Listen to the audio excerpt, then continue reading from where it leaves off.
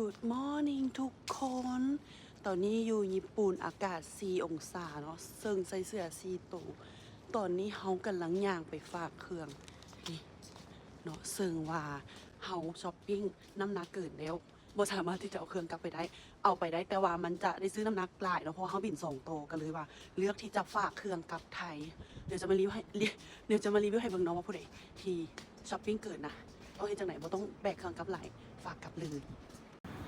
ซึ่งบอนฝากเครื่องก็อยู่ใกล้ๆกับที่พักเฮาเนาะย่างออกมาประมาณ5นาทีเบิ่งอยู่ใน Google Map เนาะว่าบอนใดใกล้สุดก็คือตัวนี้เลย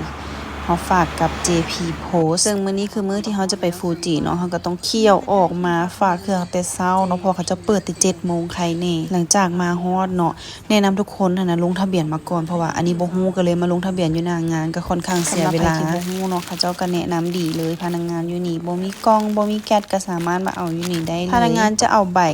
วิธีลงทะเบียนให้เฮาเบิ่งเนาะแต่ว่าไปเบิ่งอยู่ใน TikTok หันมีคนไทยเขาเจ้าเคยรีวิวไว้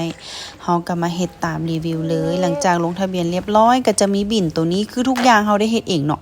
เฮาลงทะเบียนแล้วมันจะได้ QR มาแล้วเฮาก็เอามาติดอยู่ในเครื่องนี้แล้วมันก็จะออกบิลมาให้เฮาซึ่งถ้าประมาณ7มื้อเนาะเครื่องก็จะมาส่งฮอดหน้าบ้านเลยขนส่งประจำเนาะมาส่งให้ฮอดหน้าห้องซึ่งเป็นจะฝากจากญี่ปุ่นลงไทยก่อนเนาะแล้วขนส่งไทยก็จะเอาข้ามซึ่งสภาพกล่องที่เห็นเนาะก็คือเครื่องหันเขาเจ้าจะแกะของเฮาเพราะเขาเจ้าจะเบิ่งว่าทางในมันเป็นหยังถ้าเป็นเครื่องที่บ่ได้เสียภาษีก็คือเฮาต้องได้เสียภาษีนำเข้าเนาะเครื่องเขานะยังครบบ่เพราะว่าเขาเจ้าแกะเครื่องเข้าไปเนาะเครื่องข้ามประเทศนะเขาเจ้าจะกวดภาษีทะเลเขาได้เสียภาษีประมาณ117 บาทเพราะว่าคันเป็นเครื่องที่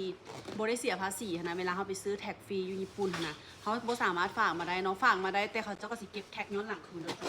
เดี๋ยวจะมาเบิ่งว่าเครื่องเขายังครบบ่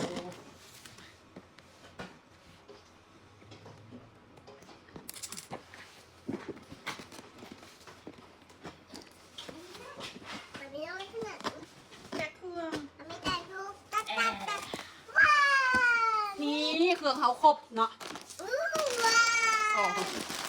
3 ผงนั่นเองเนาะซึ่งผู้ใดที่ไปญี่ปุ่นแนะนำว่าอย่าเอาเครื่องไปหลายเพราะว่าไปช้อปปิ้งอยู่หันนะเครื่องมันถูกเนาะด้วยความที่เขาก็ไปครั้งแรกเขาบอกว่าก็จัดเต็มไปเลยเนาะแล้วสุดท้ายกับน้ำหนักเกินบ่สามารถเอากลับมาได้ถึงจะเอากลับมาได้เขาก็บ่สามารถช้อปปิ้งเพิ่มได้เพราะว่าเครื่องนั้นมันแบกไหวแล้วเนาะฉะนั้นละผู้ใดที่เอาเครื่องไปเกินเนาะสามารถฝากกลับมาได้เลยจากญี่ปุ่นมาไทยแล้วเขาก็ถึงฝากมาต่ออีกบาทหนึ่ง